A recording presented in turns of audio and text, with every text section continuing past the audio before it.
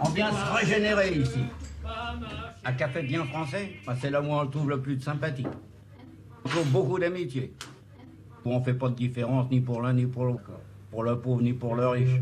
Où tout le monde est ami, où tout le monde est content. C'est ça le café français. Cette histoire a commencé ici, au Procope, le premier café français créé à Paris au XVIIe siècle. Café car on y goûte le breuvage que seuls les Turcs savaient faire jusque-là. Et on y tient un salon entre gentilshommes de l'élite. On discute, on débat, on ne s'enivre pas.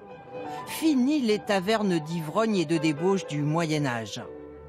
La tradition du café où l'on refait le monde est née.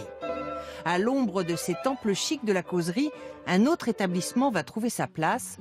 2 siècles plus tard, le café charbon, inventé par des Auvergnats. Elle est à toi cette chanson, toi l'Auvergnat qui sans façon. Des hommes du Massif central qui vont migrer vers Paris pour fuir la pauvreté. Des Auvergnats durs à la tâche qui vont faire la sale besogne, livrer du charbon ou du bois aux Parisiens. Et pour un complément de revenus, dans les shops, ils feront commerce de boissons, petit prix, ambiance amicale. On les appelle les bougnats. Savez-vous pourquoi on vous appelle un bougnat? Parce que le nom de Bougnan vient de nom bougnon. Le bougnon. Qu'est-ce Oui. que c'est un bougnon? C'est-à-dire c'est un filon de charbon. Ah voilà. Quelles sont les qualités essentielles d'un bougnat? Les qualités essentielles d'un bougnat, Oui. il doit être fort physiquement, et puis tout de même, je sais pas, avoir un peu de bon sens. Et le bon sens dans l'entre-deux-guerres, c'est de s'installer près des usines. Les ouvriers, les artisans et les fauchés y trouvent refuge car le bougnat fait souvent crédit. Et puis ici, entre la chopine et le casse-croûte, on cause. De tout, de rien, mais on cause. Et au fond, le bistrot pour vous, c'est quoi? Oh bah, c'est une réunion de copains qu'on peut discuter. Une ambiance de camarades. C'est une ambiance où on joue au 4-21. En 1963, le charbon ne fait plus recette, alors le bougnat se fait bistrotier à temps plein. Le bougnat disparaissant, l'Auvergne s'est reconvertie. On peut dire qu'aujourd'hui, elle monopolise à 98% les débits de tabac, 90% des cafés et des restaurants. Et leurs cafés prennent un coup de jeune dans les années 60. L'ancien régime, le nouveau régime. C'est chic d'y traîner quand on a 20 ans, du temps à tuer et peu d'argent. Qu'est-ce que vous buvez, mademoiselle, quand vous venez au café? Ah, du café. Café sur café. C'est parce que c'est le moins cher. À l'époque, il y a 200 000 bistrots. Tous les Français y transitent à un moment ou à un autre, et bien souvent en compagnie d'un petit blanc ou d'un gros rouge. Alors l'État se pique en 1973 de dégriser tout le monde en interdisant la consommation d'alcool avant 10 h du matin. Le calva le matin, ça fait du mal? Moi, ça me fait rien du tout, moi. Ça, vous ne pouvez pas empêcher un travailleur manuel de prendre son petit café, son petit rhum. Et ça, ce n'est pas de l'alcoolisme.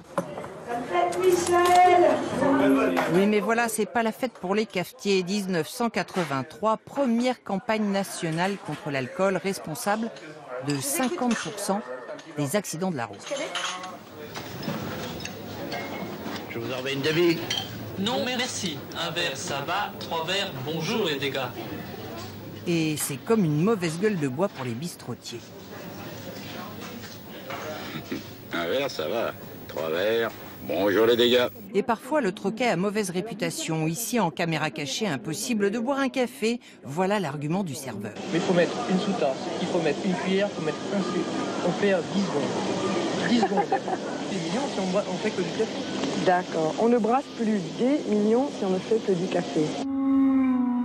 Dans les années 90, les cafés ferment le rideau. En ville, c'est à cause de la rénovation urbaine. Je suis très triste. J'ai vécu des heures magnifiques ici. Maintenant, je ne sais plus où aller. Dans les campagnes, la cause, c'est la désertification.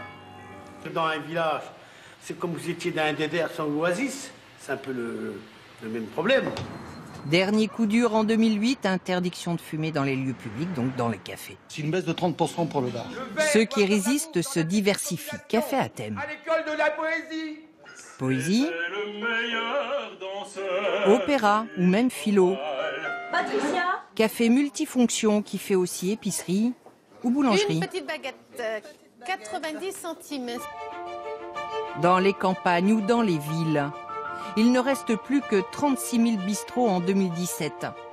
Avec le même impératif, préserver le secret du café à la française, celui où l'on trouvait de l'amitié et de la sympathie, que l'on y vienne seul ou accompagné.